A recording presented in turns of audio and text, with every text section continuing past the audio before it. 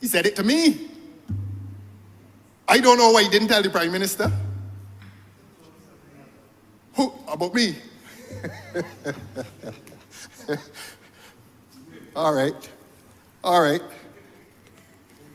Don't be distracted by my laughter, because I'm coming now to the Financial Times. I'm coming to the Financial Times. And this is a document. This is a document. This is a coal soup. Well, let the public get some coal soup. You don't want it. If you don't want it, the public wants it. It's fresh for the public because the public never heard of this article in the Financial Times. Beg your pardon? All right. Written by Colby Smith, who is the U.S. editor, on May the 9th, 2019, the Financial Times. Please permit me to read it, sir. You're making it a document. I am so doing.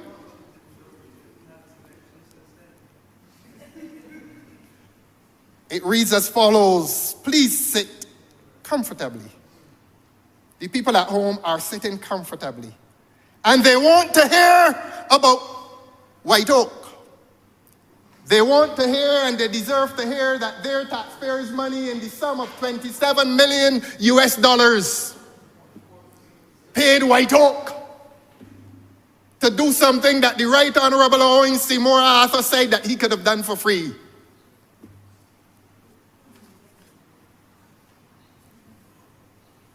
$27 million US, 54 million Barbados. While we were defaulting on debt, we were paying a firm called White Oak $27 million US. Don't tell me Joe said it. He probably didn't shout. The people of Barbados need to hear this. I quote, Your Honor, a little-known UK advisory firm, you know, editors are very interesting people. They don't waste a word. Every word they use is used deliberately and for effect. I'm not going to deconstruct every phrase, but they begin the article by saying a little-known UK advisory firm.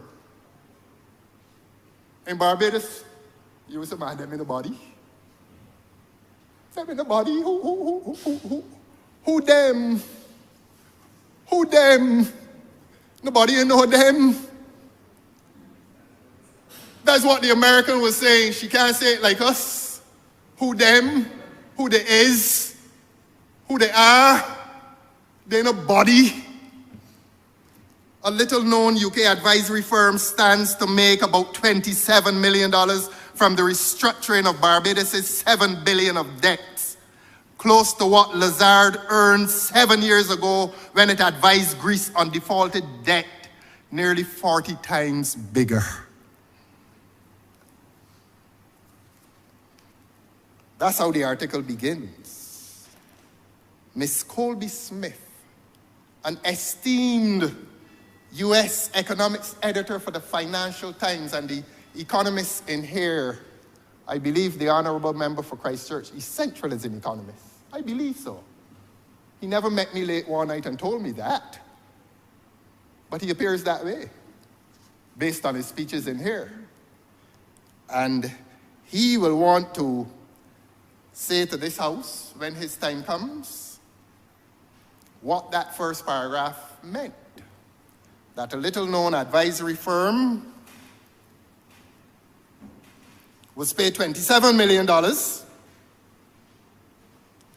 almost what Lazard earned when it advised Greece, whose defaulted debt was nearly 40 times bigger. They were saying that the fee was too high, and they were calling this government to account. As we call this government to account today, this is a reply. And I said in my opening, this government is not beyond being called to account. I go back to Mrs. Colby Smith. White Oak Advisory is a small firm with just 2 partners, located opposite Claridge's Hotel in London's Mayfair, the size of the fee it will receive from its work on the default has outraged the Caribbean islands' creditors. Is Miss Colby-Smith a liar? Did Miss Colby-Smith call the creditors of Barbados' creditors, and ask them why this wise Barbados government was paying a little-known firm in London the sum of $27 million US? They use the word outraged. The creditors were outraged. Look, here we are. These people owe us money, and they're walking about squandering their money. That's what they were saying. And I quote, she now quotes, "The fee is absurd given the size of the debt." Honorable members, the Financial Times, this wasn't the bomb or the investigator. This was the world's leading financial publication.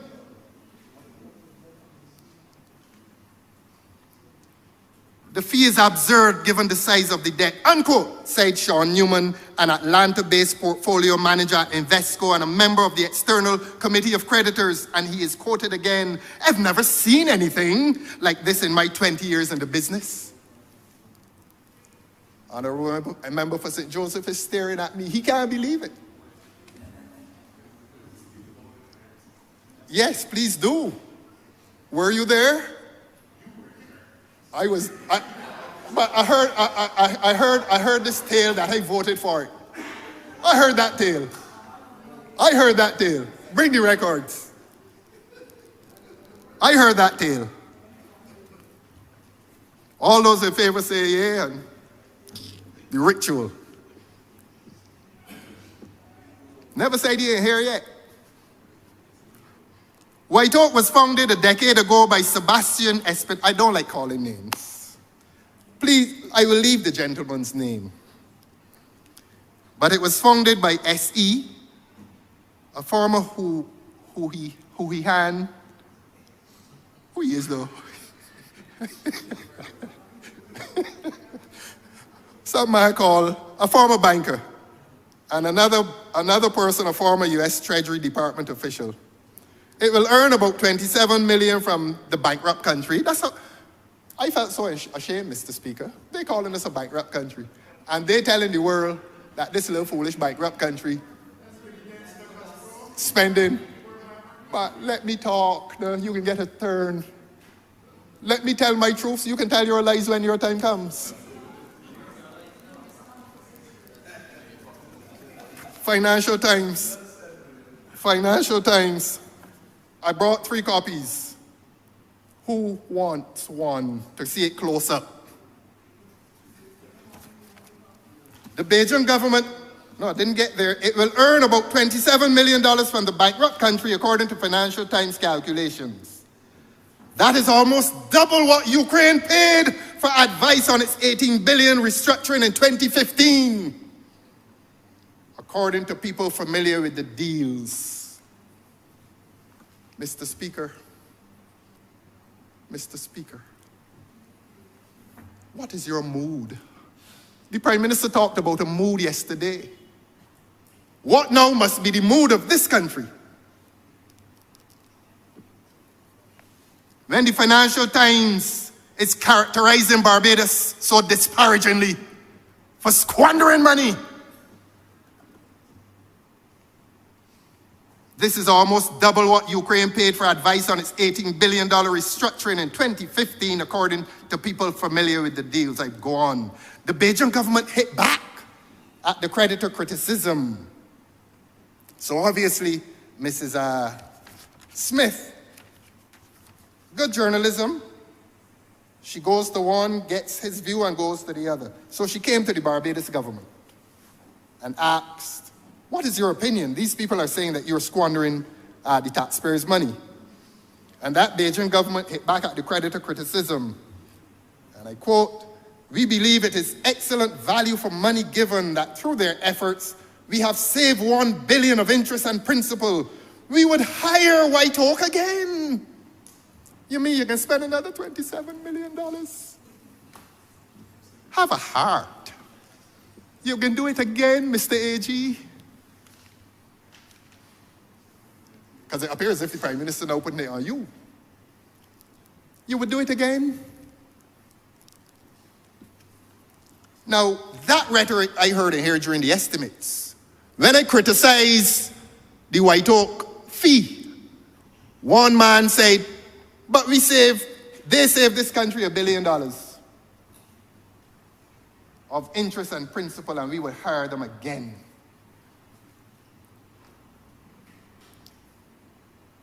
What do those whose interests were supposed to be protected by the National Insurance Fund, what do those poor people feel about this? That two men were allowed, in fancy language, to restructure. But for the people who had money in the National Insurance Fund, it is no restructuring. They have been deprived of a birthright. Employers and employees contributed to a fund, and we paid two men $27 million to deprive the poor people in this country and the not so poor, who have a vested interest in a national insurance fund that ought to be buoyant, and they scraped away $1 billion and coming here expressing triumph that they did something so noble. So noble. Let us move on. White Oak's engagement letter indicates that the Bajan government agreed to pay the firm just over $21 million for the successful restructuring of its roughly $5 billion of domestic debts. Now, domestic debts. It isn't like the foreign debt where you are in where the bargaining power is unequal. It's local. I mean, the government runs the NIS. The government participates in the central bank, who sacrifice as well over $1 billion. So it is no great moment. There's no great moment of triumph to say that you got these two local entities to sacrifice anything. What hard work? There's no hard work involved in that. The letter was signed 5 days after, and I beg your pardon, after, this is the article I'm reading, 5 days after Mia Mottley was sworn in as Prime Minister on May 25th. And 2 days before the government announced it was defaulting on its debts.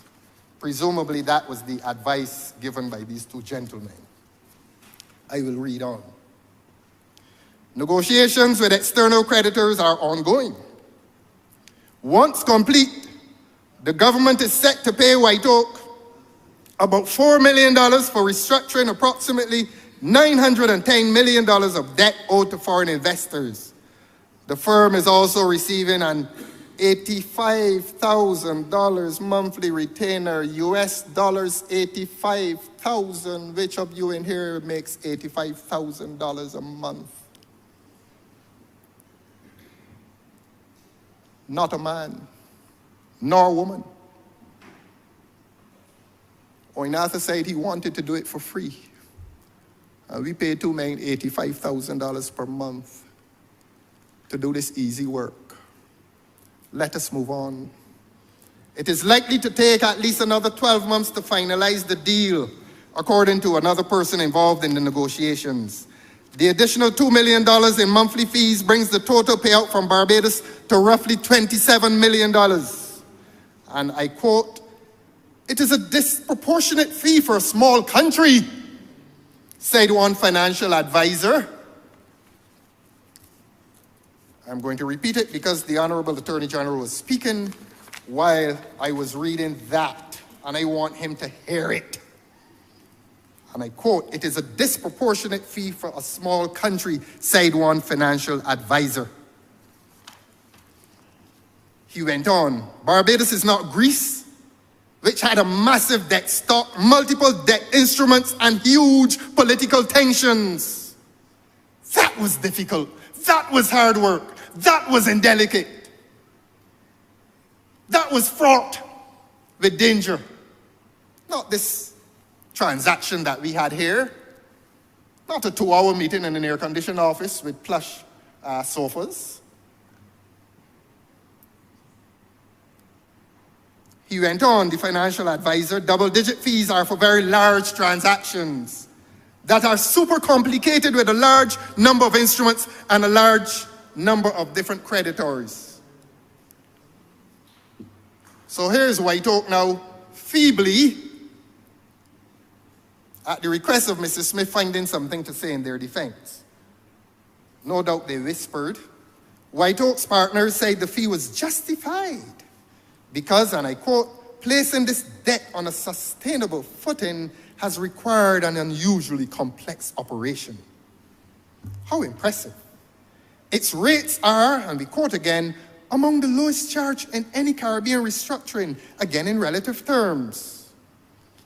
And the article continues, Barbados' debts came to roughly 160% of gross domestic product at the beginning of the restructuring in June last year, among the highest in the world. Mr. E and Mr. Eng, don't want to call their names, point out that their business in the country goes beyond the public restructuring and that they're not charging a fee for additional work. Oh dear, let us all applaud. $27 million after easy work, and you say you're not charging for additional work. I'm waiting for laughter from the Attorney General because this is a joke, and he loves to laugh. The pair say they're advising Barbados on several commercial contracts, as well as the restructuring of a number of state-owned enterprises. You know, those state-owned enterprises aren't restructured yet, Your Honor. And this is 2019. 5 years later, Your Honor, sorry for shouting, in your direction. It should be. I am. Don't have to be. That is sincere. I can turn the other way because I got something else to shout about very shortly.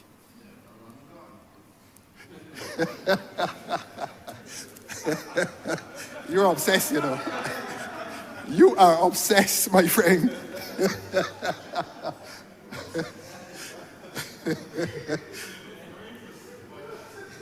But you see this? I'm not departing from it, you know. Not departing. The pair, stay focused. Thank you, Honorable Member for St. Michael North. Stay the course. He's with me for some reason.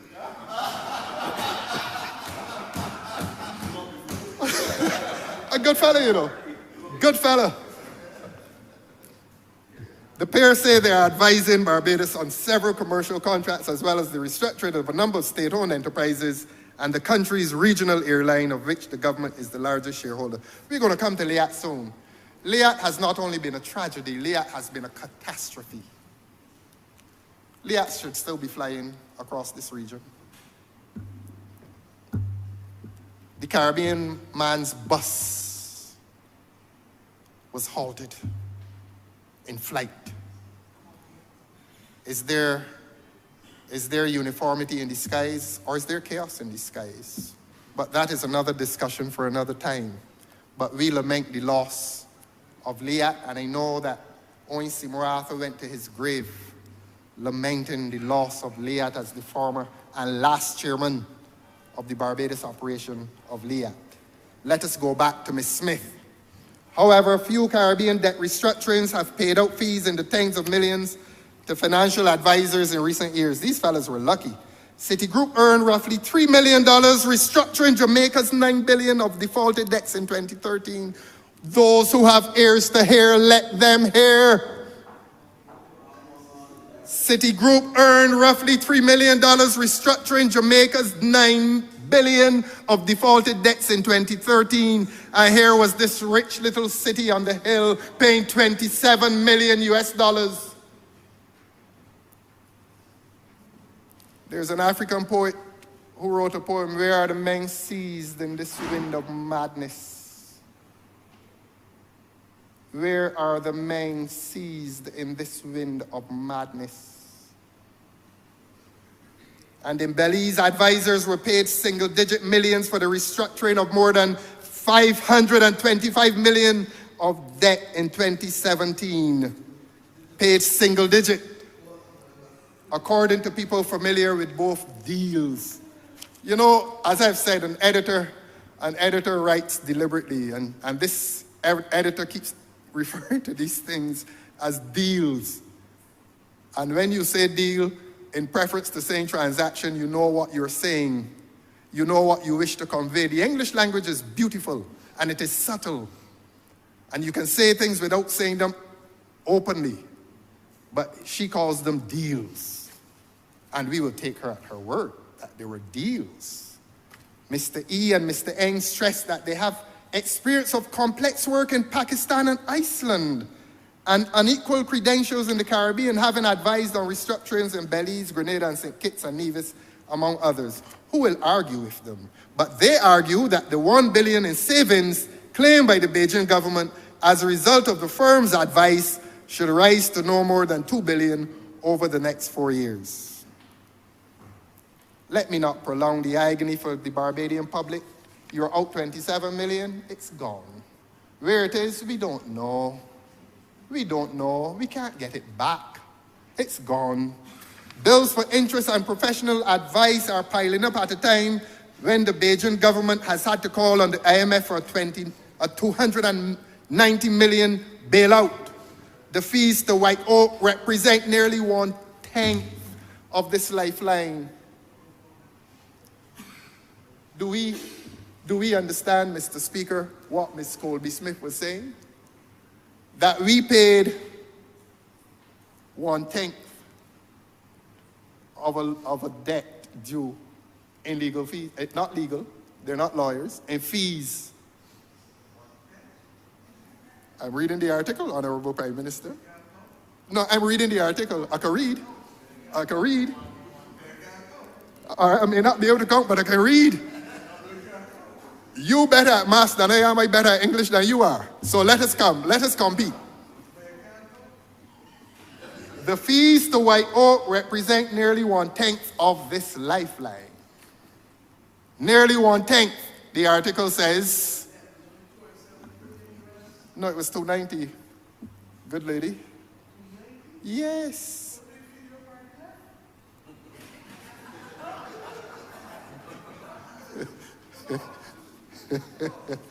And I'm going to quote, Your Honor, by any metric or rationale, the fee is outsized and unwarranted. The fee is outsized and unwarranted. Do not let them stop you from hearing me, Your Honor. It quotes here, by any metric or rationale, the fee is outsized and unwarranted. Need we say more? The article says more, and therefore we shall read it. Said Mr. Newman of Invesco, and he quotes again, but if someone were to say, hey, I'll pay you 6 times what you normally get paid, would you say no? So here was Mr. Newman, very cynical about this transaction, saying, but well, if somebody, if you go on to buy a hat and they store off your whole suit for the same money, you would refuse it? So we had a very generous government. And 2 gurus that were making loads of money in this one transaction. Lucky Maine. Lucky Maine. Unlucky country. And we are citizens of this unlucky country. Let us press on. The deal is done. The money is wherever it is. And I congratulate its beneficiaries. They are rich, and we are poor. They are happy, and we are unhappy. They are in the midst of bounty, we are suffering. Let us take our suffering like strong people. We have suffered for many years, and we will suffer until the people of this country tell this government that we are willing to suffer no more.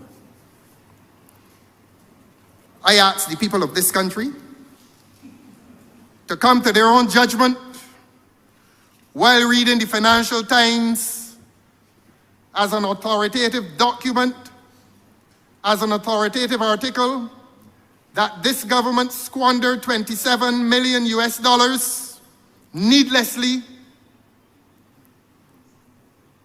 And I say further, that all reputable economists in this country now are cautioning government against its appetite for borrowing. My sympathy always resides with the honorable member for Christchurch East Central. I believe he is an economist.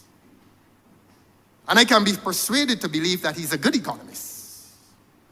And I want one of his constituents to hold him late one night and to ask him privately to satisfy him that it is a private conversation, unrecorded, and that it will be unreported, and to ask the goodly gentleman, Mr. Speaker, how he feels about the state of Barbados' debt to these countries. How he feels about the repeated borrowing. He may not be an advisor, but I believe he will lay claim to being a good economist. I believe he will lay claim to being a good and honorable man, and so are we, all honorable men and women. But his time will come. And when I say that, I am not speaking of ill omens. I'm saying that your time will come, his time will come to speak. And who knows what he will do with me.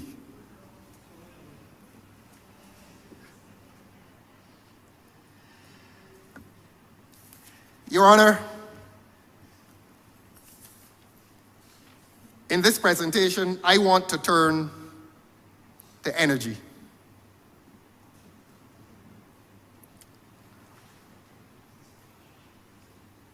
Our esteemed spokesperson yesterday on energy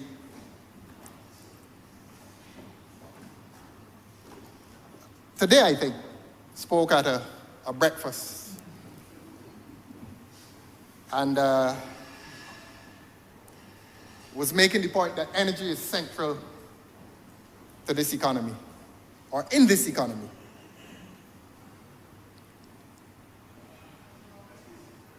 I will say publicly that I feel particularly proud in having taken the decision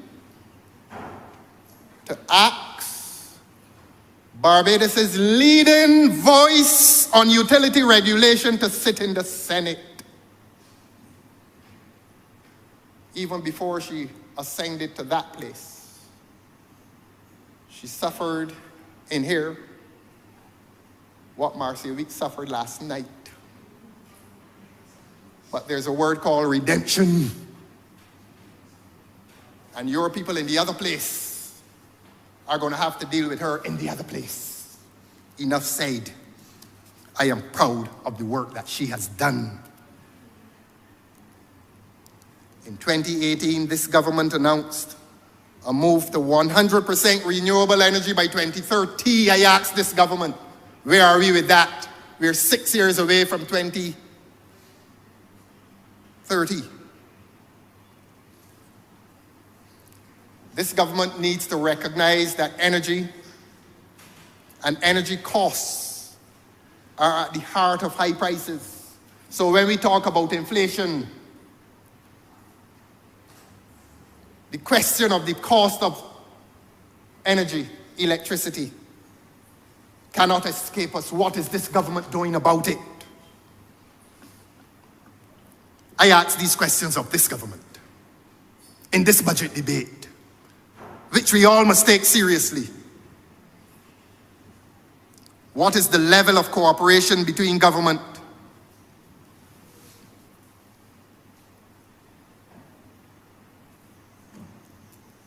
and Light and Power? Has Light and Power agreed to that target of 2030? Was the government caught unawares in 2022 when it was announced that the grid had reached capacity? Did the government not know this? And by reaching the capacity, I mean the capacity for solar.